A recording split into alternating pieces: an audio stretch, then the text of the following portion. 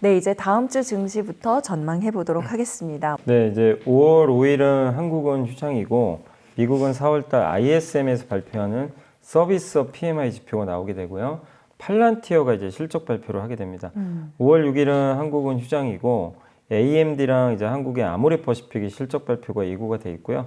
5월 7일은 FMC가 열려서 이제 금리를 결정할 예정이고 이제 비만 치료제 관련주인 노보노디스크랑 한국의 SM이 실적 발표가 예정이 돼 있습니다. 5월 8일은 이제 BOE 영국에서 이제 통화정책 회의를 열어서 금리를 이제 결정하게 될 예정이고 셀트리온, 카카오, APR이 각각 실적 발표를 할 예정이고요. 5월 9일은 네이버하고 한국전력이 실적 발표가 예정이 돼 있습니다. 네, 다른 주보다는 조금 널널하게 시작되는 네. 것 같긴 한데 그래도 이 중에서 주목하고 계신 건 어떤 거예요? 경제 지표는 그렇게 딱히 뭐 엄청 중요한 지표는 없지만 그래도 4월달 ISM 서비스업 지수, 미국 이제 소비를 나타내는 지표 중에 하나니까 요 관련된 지수 여기에 이제 기업들 설문조사하거든요. 서비스업 기업들 한번 어떤 내용인지 아마 관세 얘기를 할 것 같은데 주목하시면 좋겠고 역시 그 수요일날 FMC가 가장 중요할 것 같은데 중요한 거는 이번에 어쨌든 이제 금리 인하 가능성은 좀 높진 않지만 그래도 지금 연준 의장이 자꾸 금리 인하 해달라는 그 요청에 계속 좀 모르겠다는 식으로 좀 얘기를 하고 있거든요. 그래서 금리 인하가 좀 가능한지 그리고 관세 때문에 물가가 오른다면 금리 인하 진짜 못하는 건지 그런 이제 답변들을 할 것 같아요. 그래서 연준 의장의 답변을 잘 주목하시고 이번 주는 이제 이런 뭐 지표도 있지만 근데 기업들의 실적 발표가 좀 많은데 AI 대표 기업인 팔란티어랑 AMD 실적이 조금 이제 국내 증시에 좀 중요할 것 같고 한국 기업 중에서는 이제 네이버라든가 한국전력 또 화장품 회사들이 많은데 APR과 아모레퍼시픽이 대표적으로 이제 실적 발표하고요. 그다음에 이제 한알령 해제 기대감 되게 높잖아요. SM도 거기에 대해서 어떤 좀 답변을 해줄지 한알령 때문에 실적 전망이 좀 올라갈지 이런 부분들 한번 지켜볼 수 있는 그런 자리가 나올 것 같습니다. 그래서 다음 주는 실적에 좀 포커스를 맞추고 한번 보시면 좋을 것 같습니다. 네, 자 그리고 삼성전자가 퀄컴의 2나노 칩 공급할 가능성 있다 이런 언론 보도가 있었습니다. 이거 가능성 어떻게 보세요? 근데 이것도 이제 많은 분들이 안 믿죠. 믿질 않아요. 뭘 공급한다 그러면 가능성이 있다. 예, 가능성이 있다고 하는데도 참 쉽지 않습니다. 엔비디아도 그렇고 퀄컴도 근데 이게 단독 보도가 나오긴 했는데 삼성 이제 근거가 없는 건 아닌 것 같아요. 당연히 기자가 취재를 했기 때문에 다만 이제 퀄컴이 진짜로 여기에 수주를 줄지는 우리가 하반기는 돼봐야 될 것 같고 일단 삼성전자 파운드리 사업부가 2나노 칩을 이제 양산을 앞두고 있긴 하거든요. 그래서 2분기부터 가동이 들어가는데 일단 퀄컴은 이 스마트폰에 들어가는 AP라는 반도체 칩을 만듭니다. 요걸 만드는 회사는 TSMC가 만들어줘요. 원래 옛날에 삼성이 다 만들어줬는데 삼성이 예전에 3년 전에 발열 이슈 때문에 퀄컴에 원하는 그 스펙을 맞춰주질 못했거든요. 그래서 TSMC로 이제 완전히 넘어갔는데 지금 3년 만에 다시 삼성과 손을 좀 잡는 거 아니냐 이런 좀 기대가 있습니다.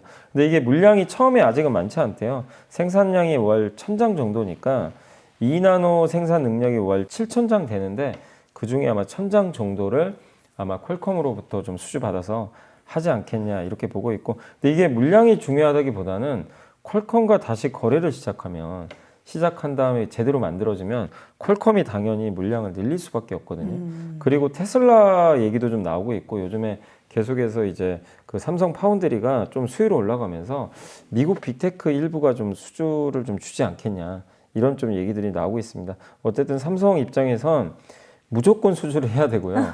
수주도 중요한데 제대로 또 만들어야 돼요. 이거 기껏 수주했는데 또 발열 이슈 생기잖아요. 이제 돌아올 수가 없는 상태가 될 수도 있어요. 네. 그래서 수주도 맞는 필요하고 말씀이세요. 정말 잘 만들어야 된다. 이게 너무나 좀 중요하다. 이렇게 좀 절체절명의 이제 올해밖에 시간이 없어요, 진짜. 엔비디아도 빨리 공급해야 되고 파운드리도 제대로 잡아서 고객사를 확보를 해야 됩니다. 그래서 이거 제대로 하면 연달아 수주 나올 수도 있거든요. 퀄컴은 되게 큰 고객사예요. 정말 물량이 엄청 많기 때문에 앞으로 그래서 TSMC 물량을 뺏어올 기회잖아요, 어떻게 보면. 그래서 삼성 입장에선 일단 승부를 좀 걸 지금 시점이 왔고 이걸 반드시 하반기에 제대로 좀 공급을 하는 그런 뉴스가 좀 나오기를 한번 기대를 하고 있습니다. 갑자기 마지막 승부라는 드라마가 생각나네요. 네, 정말 삼성이 어쩌다 이렇게 됐는지 좀 모르겠습니다. 그러게요. 자, 그리고 이것도 어제 말씀 주셨던 내용인데 우리 경제에 큰 경사가 하나 있었습니다. 체코 원전 계약이 최종적으로 확정이 됐다라고 하는데 참 그동안 우여곡절이라면 우여곡절도 많았거든요.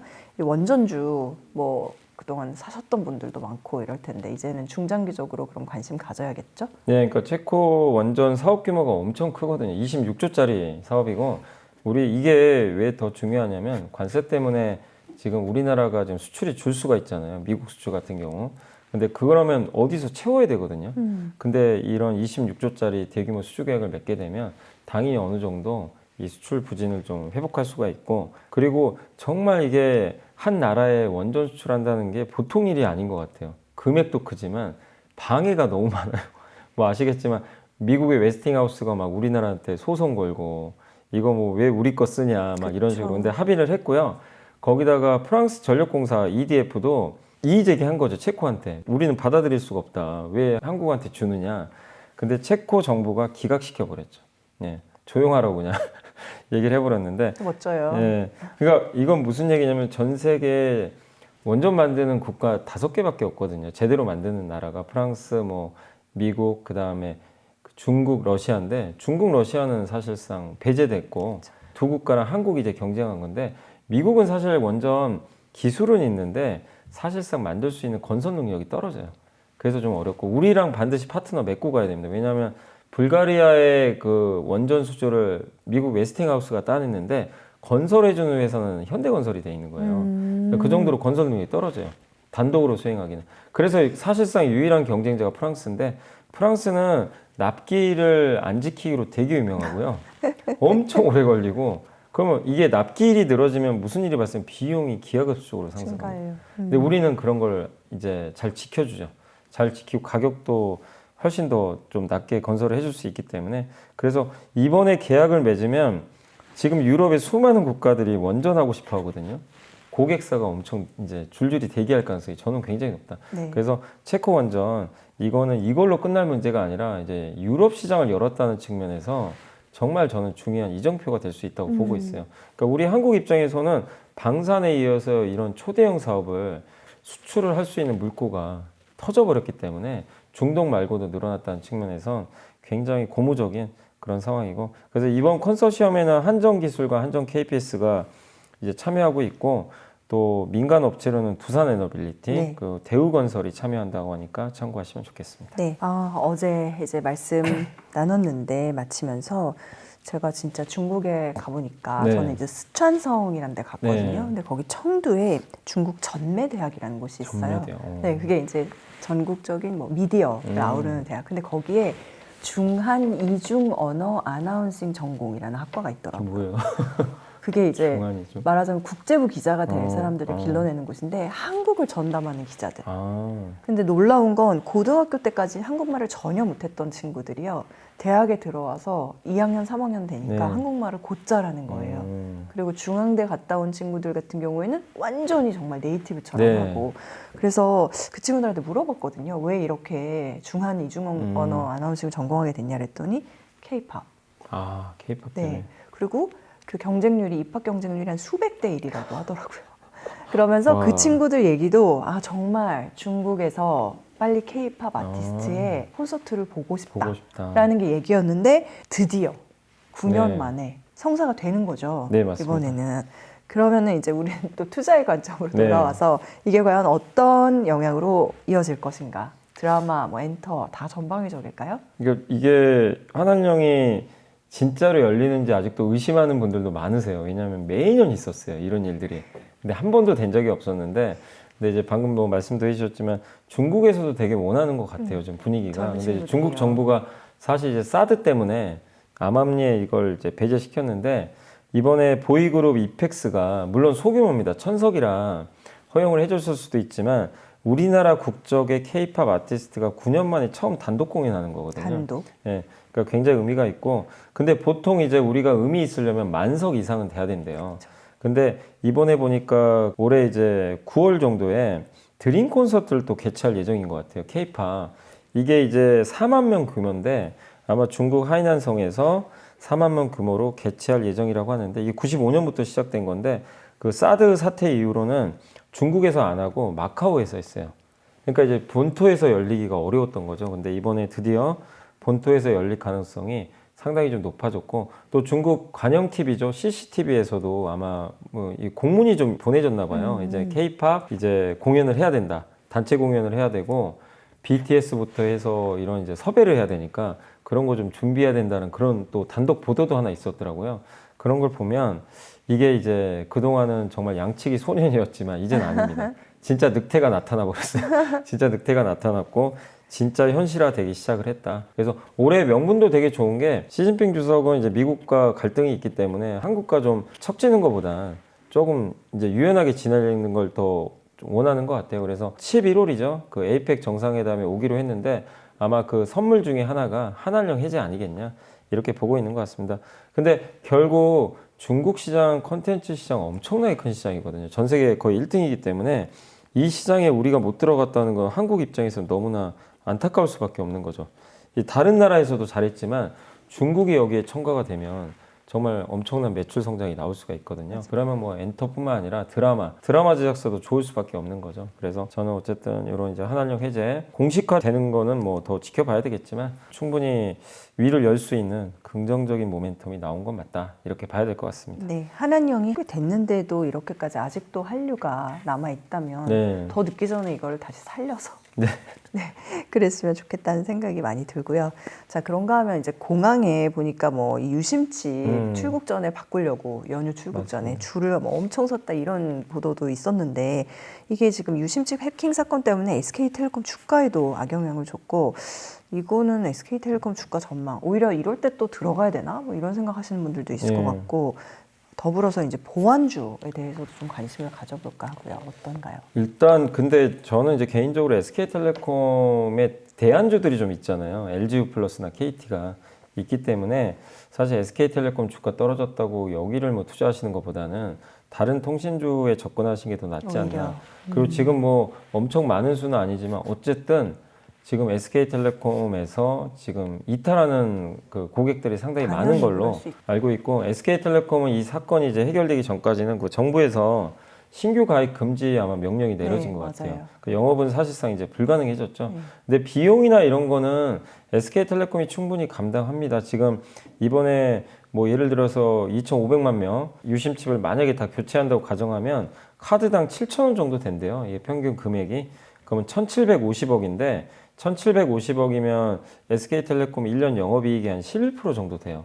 이 정도 손실 처리를 하면 일회성 비용으로 흡수가 가능하기 때문에 사실상 이제 비용 면에서는 그렇게 뭐 큰 타격을 받지 않을 것 같은데 문제는 이제 과징금 같은 거, 집단 소송도 걸릴 수가 있거든요. 그래서 이제 우리가 알 수 없는 그런 이제 비용 부담도 당연히 있을 수가 있기 때문에 이 불확실성은 여전히 좀 남아 있다. 그리고 이번에 해킹 공격 받고 뭐 이런 이제 보고라든가 이런 시점도 좀 늦었던 것 같고 브랜드 이미지도 안 좋아질 수밖에 없고요. 또 정보보호 투자비도 이 SK텔레콤 덩치에 좀 안 맞았던 것 같아요. 그러니까 이게 지난해 정보보호 투자비가 600억인데 22년보다 4% 줄어버렸어요. 오히려. 그리고 그 KT가 1218억 투자했거든요. LG 플러스가 632억. 그러니까 덩치에 비해서 너무 투자를 좀 소홀히 한 거 아니냐, 보안 투자. 그러면 어쨌든 이제는 강제적으로라도 보안 투자 늘어날 수밖에 없기 때문에 이 보안주들한테는 좋을 수밖에 없고 또 지금 AI 시대에는 데이터 보안이 정말 중요하거든요. 그럼요. 예. 그렇기 때문에 AI 데이터 센터 해킹 당하면 이건 정말 피해가 더 클 수밖에 없는 거죠. 그래서 이건 우리나라만의 문제가 아니라 글로벌 보안 시장도 저는 커질 수밖에 없다. 그래서 국내외적으로 글로벌 사이버 보안 관련된 ETF들이 있다면 그런 것들도 좀 투자도 저는 좀 바람직하지 않나. 그래서 SK텔레콤을 직접 투자하는 것보다는 좀 대안 통신주가 더 나아 보이고 그 외에 보안주들도 ETF 중심으로 한번 볼 필요는 있지 않나라고 말씀드리겠습니다. 네, 삼성바이오로직스가 올해 최대 실적 다시 쓴다라고 하는데 실제로 1분기에 보면 호실적이 나왔거든요. 이 국내 CMO, 바이오 위탁 생산 업체들 성장 기대해봐도 좋을까요? 네, 일단 성장 계속 기대해봐도 좋을 것 같고요. 실적도 좋고 지금 수주가 계속 늘고 있어요. 이번 이제 지금 4월 말까지 해서 수주가 지금 벌써 2조 8천억 나왔으니까 굉장히 좀 놀라운 수주를 좀 계속 해나가고 있고 이번에 이제 5공장이 가동되면서 생산 능력으로는 아마 전 세계 이제 1등으로 올라설 것 같습니다. 한마디로 바이오 업계의 그냥 TSMC 같은 그런 기업이고, 그리고 많은 이제 신약 개발 회사들이 자기가 직접 안 만들고 만들어 달라고 위탁하는 그런 수요가 늘고 있어서, 그런 면에서 경쟁력이 가장 뛰어난 삼성 바이오가 좀 가장 큰 수혜를 받을 것 같습니다. 전 세계 20개 가장 큰 대형 제약사 중에서 17개가 삼성과 지금 거래하고 있거든요. 그만큼 이제 고객사도 좀 상당히 풍부한 좀 상황이고, 그래서 앞으로의 좀 저는 전망도 밝을 수밖에 없다, 이렇게 좀 보고 있습니다. 그리고 관세에 대해서는 조금 불확실하지만, 삼성바이오는 신약을 직접 이제 브랜드를 붙여가지고 판매하는 회사가 아니라 그걸 위탁 생산하기 때문에 원료라든가 이런 걸 공급하거든요. 그러면 결국 최종적으로 관세 부담은 제가 봤을 때는 주요 신약 개발 회사들이 지는 거지, 이걸 삼성바이오한테 가격을 뭐 야 관세 때문에 너네한테 돈 좀 받아야 되겠다 이러긴 좀 쉽지가 않거든요.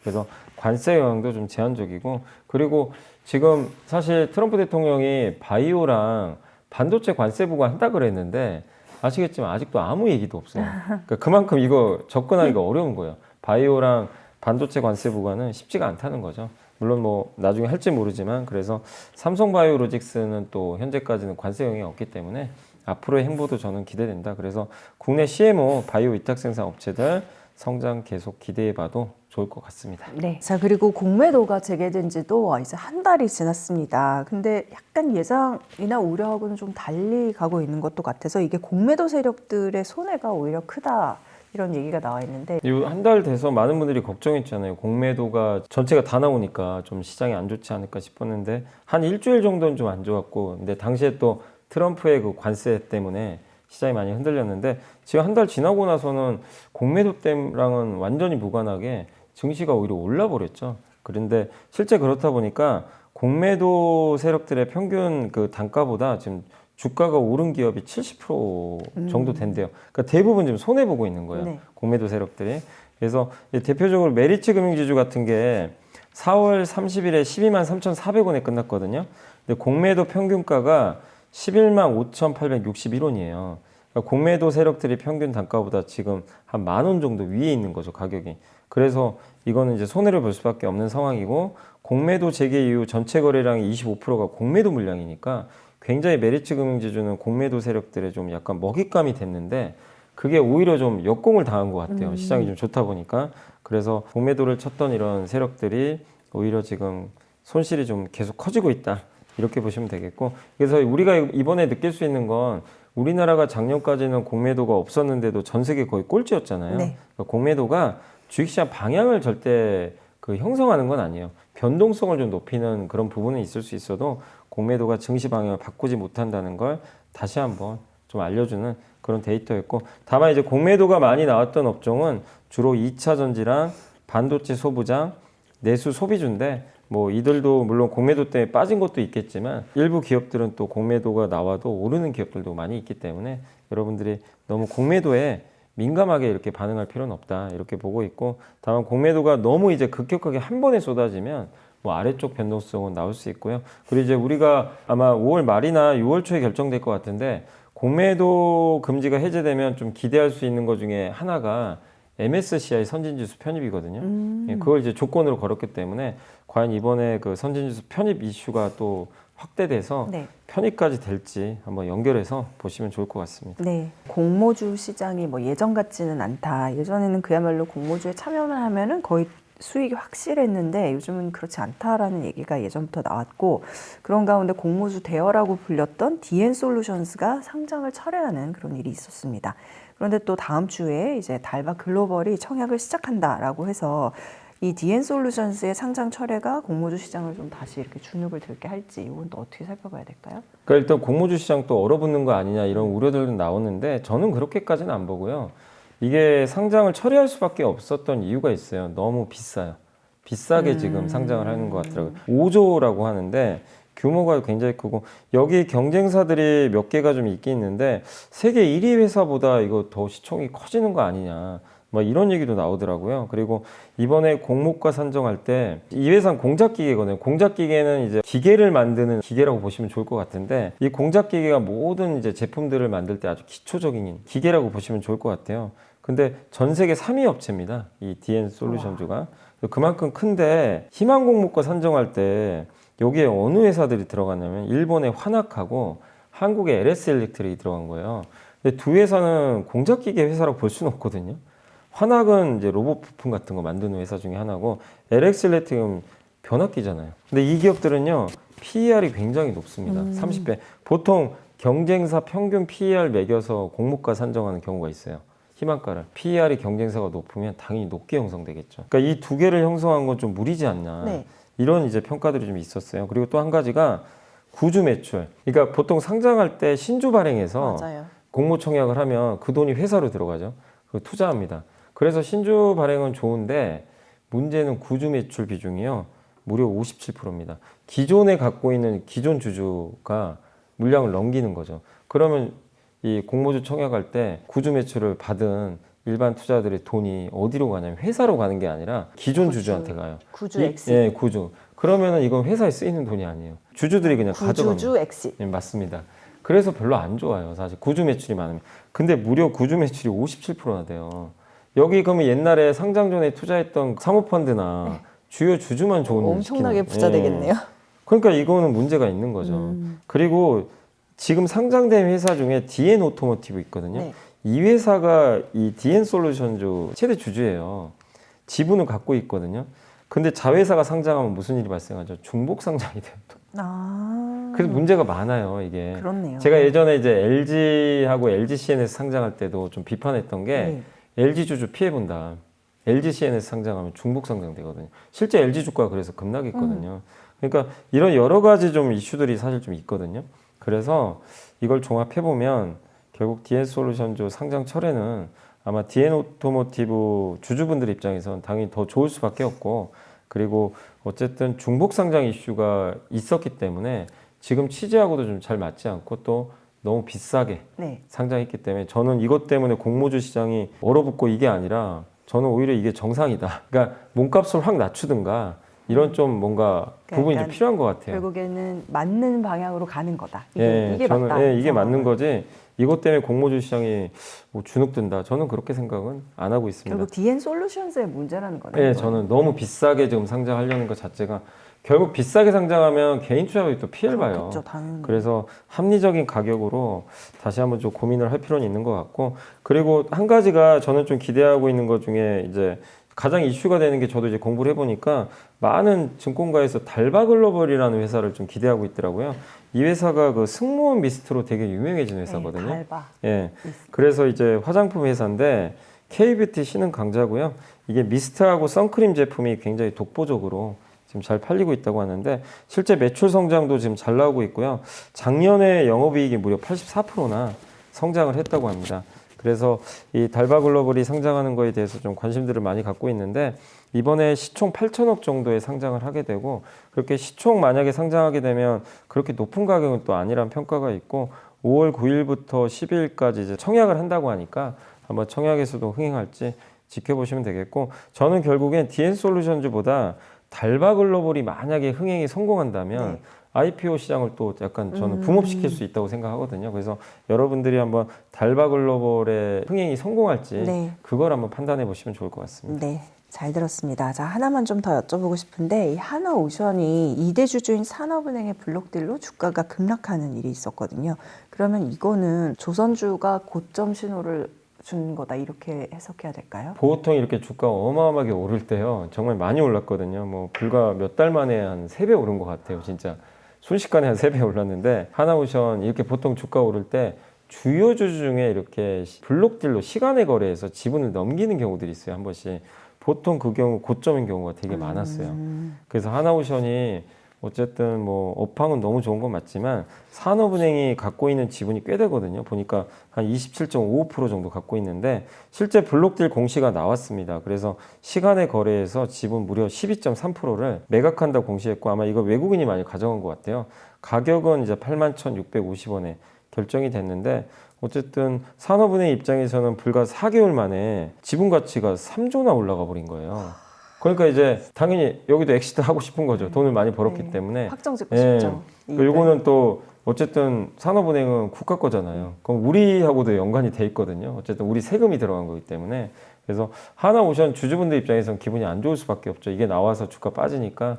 그렇지만 산업은행이 어쨌든 이렇게 결정을 했고 블록들이 시작됐고 이게 끝이 아니고 아마 지분을 다 매각할 가능성도 있어요. 그러니까 아직도 지분이 좀 남아 있거든요. 그렇기 때문에 이거는 하나오션이 주가 오를 때마다 한 번씩 부담이 될 수도 있어요. 그래서 워낙 업황은 좋기 때문에 급 나가면 또 방어하고 오르겠지만 지난번에 찍었던 9만 원 이제 고점 이걸 넘으려면 요 산업은행 이슈를 좀 극복해야 되거든요. 그래서 당분간 제가 봤을 때는 좀 박스권 가능성이 있고 다만 이거는 이것 때문에 조선주 전체를 안 좋게 보실 필요는 없고 다른 기업들은 좀 무관한 이슈고 오히려 이것 때문에 조선주가 전체 조정을 받으면 또 좋은 기회가 오지 않겠냐 이렇게 생각하고 있습니다. 더 들어가기에 좋은 기회야. 너무 올라서 살 수가 없거든요. 사실 투자하기 어려운데 이게 빌미가 돼서 빠진다면 또 기회가 오지 않을까 이렇게 생각은 하고 근데 있습니다. 외국인들이 이 블록들을 또 받아냈다면 그 사람들은 또 고점이 아니라고 봤으니까 샀을 거잖아요. 근데 이제 당시 주가가 9만 원인데 8만 원에 받는 거예요. 그러니까 이제 싸게 받거든요. 아, 그런 받아서 할인에- 보통 바로 팔아 버립니다. 아, 예, 오래 가져가려고 하는 경우도 있는데 네. 바로 파는 경우가 되게 많아요. 그럼 결과적으로는 개인 정말 개미들한테만 개인들한테 좀 안 좋죠. 그래서 이제 주가가 거군요. 8만 원 깨고 좀 내려왔는데 회사에 문제가 있어서 빠지는 거 아니까 저는 너무 걱정할 필요는 없는데 문제는 이게 이제 오를 때마다 산업은행이 팔아버릴 수가 있어요. 그럼 그게 끝날 때까지 이제 불편하거든요. 그러면 사람들이 투자자들이 새로 들어가려는 사람들은 하나오션보다 다른 조선주를 선택할 가능성이 높아요. 그래서 좀 주가가 부진할 수는 있다. 이렇게 보시면 좋겠습니다. 네. 자, 염이사님께서 선정한 이번 주 보고서 일요일 순서 보고 마무리 짓겠습니다. 안 그래도 한알령 때문에 그냥 보고서가 두 개 딱 나온 게 있어서 말씀을 해드리면 첫 번째가 엔터고요. 유한타증권의 이완웅 연구원님이 엔터 25년 2분기 데이터 콘서트라는 이제 제목이고 합리적인 선택지다 K엔터는. 그래서 올해 실적은 작년보다 좋아지는 게 명확한데 여기에 중국이 열린다는 거, 이 두 가지가 결합돼서 상당히 좋은 주가 흐름 좀 기대를 하고 있다. 이렇게 좀 보고 있고 한알령 해제는 중국 입장에서는 주변국과 우호적 관계 구축을 해야 되기 때문에 필요한 상황이다. 그래서 이제 그런 거랑 이제 궤를 같이 하는 이벤트라고 보시면 되겠고 그 다음에 공연이 재개되면요. 그 공연 콘서트만이 또 중요한 게 아니라 굿즈 판매도 또 잘 되거든요. 그래서 그런 부분도 긍정적으로 좀 볼 수 있는 것 같습니다. 그래서 굿즈 시장도 열리게 된다면 향후 5년간 두 자릿수 이상의 고성장이 나올 것 같고 그래서 중국 열리면 주요 엔터사의 연결 실적 기준 그 추정치를 15% 정도 최소 올리게 되고요. 상황에 따라서는 30%까지도 상향 조정할 수 있으니까 큰 모멘텀 같고요.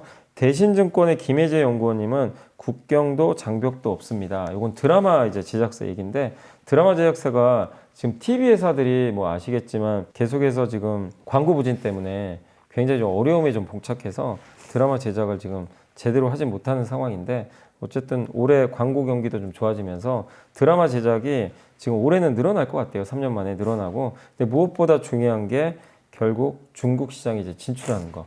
이런 부분들이 좀 긍정적일 수 있을 것 같습니다. 그래서 중국 OTT 회사들 입장에서도 한국 드라마 가져가면 되게 좋거든요. 중국에 이제 가입자 늘릴 수 있고 태국이나 이런 데서도 진출했을 때 한국 드라마가 인기가 많기 때문에 서로 윈윈할 수 있는 거죠. 그래서 한국은 넷플릭스 의존도가 좀 높지만 중국에 이렇게 이제 콘텐츠를 제공했을 때는 상당한 그런 좀 그 매출 성장을 일으킬 수 있기 때문에 한번 주목해 보시면 좋을 것 같습니다.